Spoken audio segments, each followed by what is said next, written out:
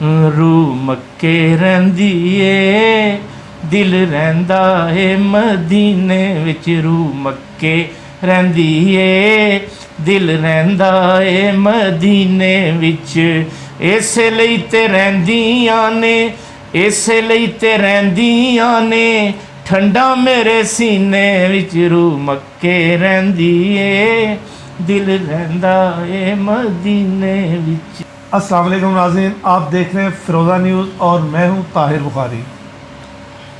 आज हम आपकी मुलाकात एक ऐसी शख्सियत से करवा रहे हैं जिनका तल्लुक़ फ़न शायरी से है। वो अपने कैरियर में 45,000 के करीब नग़मात और 10,000 के करीब नाते और आरफाना कलाम तहरीर कर चुके हैं और उनका लिखा हुआ कलाम नग़मात उस्ताद नुसरत फ़तेह अली ख़ान से लेकर आरफ लोहार तक, बल्कि बहुत से गुलकार इनका कलाम गाकर मशहूर हुए। और इनकी सबसे बड़ी ख़ासियत ये भी है कि वो 1 मिनट के अंदर पूरा गाना लिखने की सलाहियत रखते हैं, जो शायद ही दुनिया के किसी शायर में हो या हो सकता ना हो। तो हमारे साथ मौजूद है SM सादिक। मैं आपसे ये पूछना चाहूँगा, आपके जो ज़िंदगी में नशोब अफराज आए उनके बारे में बात होगी। सबसे पहले मैं ये जानना चाहूँगा कि ये चंद जो मशहूर फ़नकार हैं उनके आपको कुछ लोगों के बाद मुतल्लिक़ याद भी है कि उनके आपने कितने सॉन्ग्स लिखे हैं? बहुत अच्छा सवाल है तार साहब का। मसला ये है कि बाज़ जो नाज़रीन है ना, वो सुन के ये समझते हैं कि शायद मैं कोई कह देता है मेरे 40,000 गीत हैं, कोई कह देता है 50,000 गीत हैं। तो कलाम मेरा जो है ना वो वाकई बहुत ज़्यादा है। वो उसकी वजूहत है कि 30 साल हो गया मुझे अपना स्टूडियो बनाए हुए, और मेरे स्टूडियो में अक्सर लोग जो भी आते हैं वो कहते हैं जी आप हमें कलाम लिख के दें, हम रिकॉर्डिंग के पैसे देंगे लेकिन हमने गीत आपसे लिखवाने। और जैसे कि गीतों का तल्लुक़ ये है कि मैंने सारी ज़िंदगी कोई ऐसा काम नहीं किया। मेरे गीतों में भी बड़ा इस्लाही रंग होता था।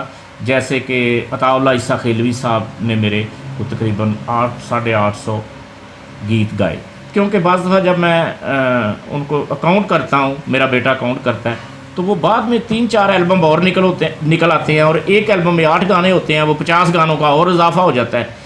क्योंकि मैंने कोई अपना रिकॉर्ड नहीं रखता अपने पास। अभी भी जो नाते हैं मैं व्हाट्सएप पे, जैसा कि आप देख रहे थे अभी किसी ने मुझे कॉल की, तो मेरा हाल है मैंने 1 मिनट से पहले ही उसको उसकी मर्ज़ी के मुताबिक कलाम लिख के सेंड कर दिया। तो बहुत कलाम है, लेकिन रिकॉर्ड भी है मेरे पास, 40,000 तक का तो रिकॉर्ड भी है मेरे पास। ये भी बहुत बड़ी जो है ना, इतना काम नहीं किसी ने किया, लेकिन काम ज़्यादा मेरे करने की वजह ये है, मैं लोगों को ये बताऊं कि मेरा अपना स्टूडियो है और मेरी ख़ुद की रिकॉर्डिंग है। कि अगर कोई बंदा कहता है जी मैं फ़लाँ नातें रिकॉर्ड करनी है, तो वो मेरे पास ही आ जाता है। तो फिर वो मतलब अगर कोई मेरा स्टूडियो ना होता तो फिर शायद मेरा इतना कलाम ना होता कि कोई मेरे पास कलाम लिखवाने आता, मैं उसको कहता जी मैं इतना मुआवजा लूँगा, तो वो मेरी उसकी बात ना बनती, तो फिर मेरा कलाम कम रिकॉर्ड होता। अब ये ज़्यादा कलाम होने की वजह ये भी है कि दिन ब दिन, आज से 15 साल पहले तक मेरा 40 से 35,000 गाना भी चला नेट पे, कि 35 विकीपीडिया पे है मेरा कि नेट पे 35,000, उन्होंने रिसर्च करके बताया कि SM सादिक के 35,000 गीत हैं। अब एक सिंगर, मुरातब अली एक ऐसा सिंगर है जिसने मेरा कोई तकरीबन 5,500 गाने गाए, क्योंकि उसके साथ कोई मेरा तय था कि इतनी अमाउंट आपको मिलेगी। एक दफ़ा उसको कुछ गाड़ी वगैरह लेके दी, फिर मोटरसाइकिल लेके दी, कुछ पैसे दिए, तो वो मैंने उसके साथ बहुत ज़्यादा काम किया, और उसके तकरीबन ज़्यादा हिट गाने मेरे ही हैं। जैसा कि रब्बा सोहणिया तो खोल आया दावा, ना होमन ना वेखे कोई रावां, ते आशकां दी जान छुट जाए, फिर अपना उड कालिया कावां में, कल असां टुर वंजणा, आ बह जा साडे कोल, एक हत्थ विच तेरी फ़ोटो, एक हत्थ विच तेरियां चिट्ठियां ने, फिर एक ऊँची पहाड़ी गाना। आज से 30 साल पहले मैंने एम अरशद की मौसीकी में ये गाना रिकॉर्ड किया था। अब मैंने दोबारा किया तो माशाल्लाह उसको 2.25 करोड़ लोगों ने देखा मेरे चैनल पे। तो इस तरह से मैं भूल गया हूँ, बल्कि वो बात उस तरीके से शुरू हुई है। तो मैं सबसे पहले ज़िक्र करना चाहूँगा जनाब नुसरत फ़तेह अली ख़ान साहब का, کہ اگر یہ 3-4 فنکار نہ ہوتے، نصرت فتح علی خان صاحب اول نمبر پہ، اس کے بعد عطاء اللہ عیسیٰ خیلوی، اس کے بعد جناب شوکت علی صاحب جن کو میں اپنے بڑے بھائی کا درجہ دیتا ہوں، اور عارف لوہار صاحب، تو یہ سارے لوگ میری فیملی کی طرح میرے گھر کے ممبر ہیں، تو جنہیں ہم لالا کہتے ہیں، عطاء اللہ عیسیٰ خیلوی صاحب، میں اس سب لوگوں کا میری شہرت میں جیسے تھم کا کردار ادا کرتے ہیں نا، جیسے لینٹر ہوتا ہے، اس کمرے کے اوپر اگر لینٹر نہ ہو تو ہم ادھر نہ بارش سے محفوظ رہ سکتے ہیں، نہ موسم سے رہ سکتے ہیں، نہ گرمی سے رہ سکتے ہیں، تو انہوں نے لینٹر کا کام کیا ہے۔ ایس ایم صادق کی شہرت میں ان 4 فنکاروں کا بہت بڑا ہاتھ ہے۔ آگے پھر اپنے اپنے نصیب ہوتے ہیں، جتنی کوئی محنت کرتا ہے، میرے رب کا فرمان ہے کہ تو محنت کر، تو محنت کا صلہ میں جانا، تو اس طرح کر کے کہ بہت زیادہ کام میرے کرن دی یہ وجہ ہے۔ باقی زندگی نشیب و فراز بہت آئے نے جڑے لوگ، دیکھو ہر فنکار دے پیچھے کچھ کہانیاں ہوندیاں نے، تے او دے وچ یہ وے کہ لوگ جیلس بھی ہوندے نے جڑے رائٹراں نے نہیں کام کر سکے، یا انہاں چ کوئی ایسی نئی چیز سی، کیونکہ شاعری دے وچ 2 چیزاں مین ہوندیاں نے، ایک ہوندا ہے او دا تھاٹ تے ایک ہوندا ہے او دا خیال۔ خیال وہ یہ ہوندا ہے کہ ایک گل نو کرنا تے بار بار کرنا۔ یہ اللہ نے مینوں ہنر دیتا، میرے رب نے، میرے پلے تعلیم بھی نہیں، میری 4 جماعتاں تعلیم ہے کہ میں ایک گل نو اگر 50 واری کراں گا، 100 واری کر سکنا، میں 200 واری کراں گا تے میں کسی نو پتہ ہی نہیں لگن دیاں گا کہ میں یہ وہی گل کر رہا دوبارہ۔ الفاظ تھوڑے نویں ہوں، الفاظ میرے نویں ہون گے۔ فار ایگزامپل کہ چٹھیاں دے وچ ہاڑے پائے، شوکت علی صاحب دا میں ذکر کرنا اتنے چاہواں گا کہ میرے بڑے وہ پیارے، اور میرا دل خون دے آنسو رو رہا ہے جس دن دی انہوں دی ڈیتھ ہوئی ہے۔ میں بڑا سیڈ ہاں، بہت مینوں پریشانی ہے، اور بس بڑے نفیس آدمی ہیں، بڑیاں انہوں نال میریاں یاداں نے، اور برے وقت انہوں نے میرا ساتھ بھی بڑا دیتا۔ ساتھ تے خیر میرا سب نے دیتا، لیکن کچھ انہوں دیاں مہربانیاں میرے تے ہے نے جڑیاں قرض نے، میں انہوں نے اتارن دی کوشش کیتی ہے اس دوران پوری۔ تے او دے وچ شوکت علی صاحب آیا گیا میرے کول، تے پھر میں انہوں لی لکھیا کہ چٹھیاں دے وچ ہاڑے پائے، ہنجواں دے میں لفظ بنائے، مدتاں ہوئیاں آساں رکھیاں، وہ بھی خط کوئی پاوے گا، ہن تے لگ گئے وہ بے دردی آخری ویلے آوے۔ یہ گانا بدر میاں داس صاحب نے گاتا، تو پھر شوکت علی صاحب نے کہا جی مینوں بھی کوئی اس طرح کا گانا چاہیے۔ انہوں نے پھر میں لکھیا کہ پردیسی نال پیار نہ پاؤنا، دور گیاں دا روگ نہ لاؤنا، اے پردیسی اپنے وعدے کدی بھی توڑ نبھاؤندے نہیں، موت دی چٹھی آ جاندی ہے انہاں دے خط آؤندے نہیں۔ یہ فلم مہندی والے ہاتھ انڈین پنجابی فلم میں گانا شامل ہویا، اقبال ٹھلو صاحب کی فلم سی۔ اس تو بعد شوکت صاحب نے میرے تقریباً 750 گانے گائے نے، تے بڑے شاہکار گانے سن۔ چوڑی نہیں آئے تیری چوڑی، اکھاں پیار دا بھلیکھا مینوں پا کے تے عشق دے سکول لے گئیاں، مینوں دکھاں والا بستہ چکا کے تے عشق دے سکول لے گئیاں۔ ایک گانا سی کول میرے بیٹھا سی وہ کنا ہرجائیے، جنوں ساڈے رون دی آواز بھی نہ آئیے، دسیے کہ اسی کنا سوچاں وچ پئے ہاں، اسی تے شریکاں اگے ککھ دے نہ رہے ہاں، کل انہیں غیر نال مندری وٹائیے، اور جنوں ساڈے رون دی آواز بھی نہ آئیے۔ ایک گانا سی میرا کہ عشق دے قیدیاں دی کدوں ہوئے گی رہائی سجنا، جے نہ سزاواں ملیاں پلے پوے گی جدائی سجنا، تے ہنجواں دا تحفہ جاندی وار بھی نہ دتا ہے، ہنجواں دا تحفہ جاندی وار بھی نہ دتا ہے، تو سانو آخری دیدار بھی نہ دتا ہے، کئی واری روح دوڑ کے تیری گلی وچ آئی سجنا۔ بڑے بڑے شاہکار گانے شوکت علی صاحب نے میرے گائے کہ بہتا پیار جتاون جڑے ڈنگن والے ہوندے نے، سونیاں سونیاں شکلاں والے اندروں کالے ہوندے نے، تے مطلب بندے ٹر جاندے نے۔ میں اپنے چاہن والے اگے گزارش کراں گا کہ شوکت علی واسطے دعائے مغفرت ضرور کرن۔ تے اس تو بعد تار صاحب یہ ہویا کہ پھر میری جدوں میں حالات، میں سارا دن خان صاحب دے کول بیٹھا رہندا تھا دن رات۔ میرے کام، میری کپڑے دی دکان سی، گتے دی فیکٹری سی فیصل آباد، بڑا اچھا کام سی میرا، لیکن کیونکہ آدمی اپنا مستقبل خود نہیں بنا سکتا، رب نو پتہ ہوندا ہے۔ ماں باپ کہندا ہے میں بچہ ڈاکٹر بنانا ہے، بعد پتہ لگتا جی بچہ جیب کترا بن گیا، ٹھیک ہے۔ ماں باپ کہندا جی میں بچے نو وکیل بنانا چاہنا، جج بنانا چاہنا، بچہ پتہ لگتا جی بچہ گلوکار بن گیا ہے، کیونکہ یہ فیصلے رب کردا ہے کہ مستقبل چ اس بندے نے، کہ مینوں نہیں سی پتہ کہ میرا رب انہاں مصیبتاں دے وچوں، اتنے مینوں ایک شعر یاد آ گیا کہ جننے بندے نوں دکھ ملتے ہیں انہاں بندہ سونے چ، جس طرح کٹھالی جڑی ہوندی ہے نا، وہ سونے نوں کنیاں تکلیفاں چوں گزر کے تے پھر وہ کناں دی زینت بندا ہے یا گلے دی زینت بندا ہے۔ کہ جلووں سے کوئی چیز بھی خالی نہیں ہوتی، ہر آنکھ مگر دیکھنے والی نہیں ہوتی، اور سونا کسی صورت کبھی کندن نہیں بنتا جب تک کہ نصیب اس کو کٹھالی نہیں ہوتی، ہوتا ہے وہ ایک تلخ سا اظہار محبت، محبوب کی گالی کوئی گالی نہیں ہوتی۔ کیا بات تے اس طرح تار صاحب کہ پھر جس طرح مینوں حالات موڑ دے گئے، پھر میرا اتنے مکان سی، فیکٹری سی، وہ تباہ و برباد ہو گئی۔ میں پھر اجڑ کے ادھروں میں 15 تو 20 لاکھ روپے کا قرض دار سا جدوں میں لاہور چ آیا۔ تو پھر محمود صاحب سن ایک ساڈے مزنگ چنگی جہے رحمت گرامو فون ہاؤس تے جی سن، بالکل بڑے نفیس محمود آدمی، اسٹوڈیو۔ ہاں بڑا نفیس۔ میں انہوں دے کول ہوندا سا، وہ پھر مینوں کہندے سی کہ صادق لادے دی ریکارڈنگ کرنی ہے تے کوئی نہ، تے میں کچھ لکھ، تے میں پھر وہ لکھیا کل کون سی تیرے نال، کسی دا نہیں کوئی اتنے یار سارے جھوٹے نے، کل کون سی تیرے نال، محبت کی قیمت ادا کیا کریں گے، کر نہ سکے ہم پیار کا سودا، قیمت ہی کچھ ایسی تھی ساری زندگی نو روگ لان والیا، چھڑ دے ہار سنگار نہیں اڑیے یار دی میت ٹر پئی آ، اور جدوں اس دنیا تو وکھرے میں ہونا ہے، سجنا دے نال مینوں ویریاں بھی رونا ہے، اج بھی چیتے کر کے روندیاں مینوں گلیاں عیسیٰ کھیلدیاں، تیرے مہندی والے ہتھاں نوں سلام ویر نے، بے شمار کلام ہے جڑا عطا اللہ عیسیٰ میرے سامنے تو ایویں نیویں پا کے نہ بہو، میری گل دا جواب تینوں دینا پوے گا، تیرے ہجرے چ جہڑیاں گزاریاں نے میں انہاں راتاں دا حساب تینوں دینا پوے گا۔